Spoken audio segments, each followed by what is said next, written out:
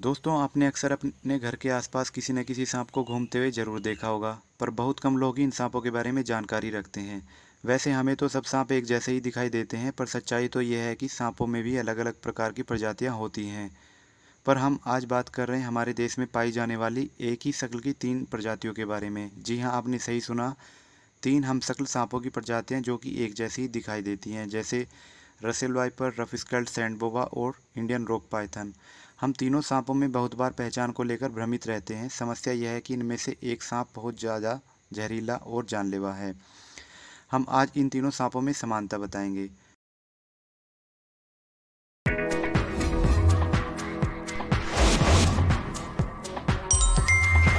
Number 1, Russell viper. Russell viper सांप को हम लोकल भाषा में परड़ घोसन दुबोया या चंदन बोड़ा भी कहते हैं। दोस्तों, बात सिर्फ सबसे ज़्यादा विषैले की नहीं है, बात खतरे की भी है। आजकल बारिश का मौसम हो चुका है, जिसकी वजह से ज़मीनी सरीसृपों के बिलों में पानी भरना शुरू हो गया है। इस कारण वे बाहर निकल आते हैं और हमारे घरों के आसपास अपने भोजन की तलाश में घूमते रहते हैं। बात अगर रसेल वाइपर की करें तो यह सांप इतना फुर्तीला होता है कि 1 सेकंड में 2 या 3 फुट तक उछलकर आपको काट सकता है और आपकी जान भी ले सकता है। ज़्यादातर सर्प मित्रों को भी सबसे ज़्यादा बाइट इसी के द्वारा होती है। रसेल वाइपर का जहर होमोटॉक्सिक होता है, जो कि इंसान के शरीर में जाने पर इंसान के खून की गुठलियां जैसा बना देता है। इसके काटने वाले अंग में गैंग्रीन हो जाता है। अगर समय पर सही इलाज नहीं हो पाता है तो इंसान की मृत्यु निश्चित है। यह सांप रेस्क्यूअर्स के लिए सबसे ज़्यादा मुश्किल और ख़तरनाक होता है। नंबर 2, रफ स्केल्ड सैंड बोआ। इस सांप को हम लोकल भाषा में कॉमन सैंड बोआ, डुरकिया घोषण, कॉडर मॉर्डिल भी कहते हैं। यह सांप विषैला बिल्कुल नहीं होता, परंतु रसेल वाइपर की तरह यह भी झपट्टा मारकर ही काटता है। एक वयस्क सांप की लंबाई लगभग 2 से 3 फीट तक हो सकती है।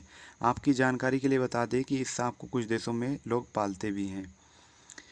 अब number 3, Indian rock Python. Indian rock Python, जिसे हम लोग अजगर भी कहते हैं, यह सांप भी विषैला नहीं होता, परंतु इसका शरीर काफ़ी बड़ा और विशाल होता है। खतरा महसूस होने पर अजगर भी झपट्टा मारकर ही काटता है, परंतु इसका स्वभाव शिकार को जकड़कर उसका दम घोंटकर मारना होता है। शिकार को मारकर यह सांप उसको पूरा ही निगल लेता है।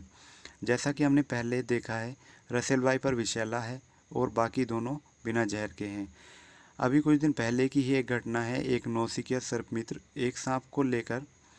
एक सांप को अजगर समझकर दिन भर घुमाता रहा और शाम को उसकी मृत्यु हो गई। दरअसल जिसको वह अजगर समझ रहा था वह रसेल वाइपर ही था।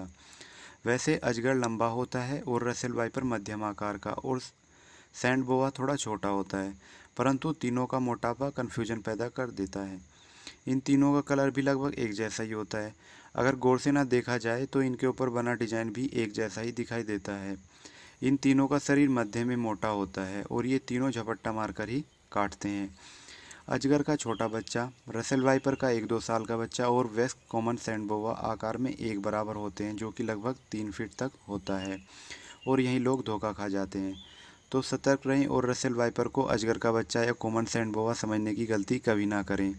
आज हमने तीनों में समानता देखी है। आगे आने वाली वीडियो में हम इन तीनों में अंतर क्या है इसकी जानकारी भी देंगे। और हाँ, आपके मन में एक और सवाल आता होगा कि सांप के जहर का असर नेवले पर क्यों नहीं होता। इस बारे में भी हमने एक वीडियो बनाई हुई है, जिसको देखकर आपके मन में इस विषय से संबंधित सारी जानकारी मिल जाएंगी।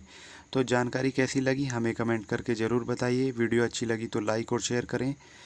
और हाँ, अगर आप ऐसी ही रोचक जानकारी से भरपूर वीडियो देखना पसंद करते हैं तो हमारे चैनल को सब्सक्राइब ज़रूर करें, ताकि ऐसी ही ज्ञानवर्धक वीडियो आपको हमेशा मिलती रहे।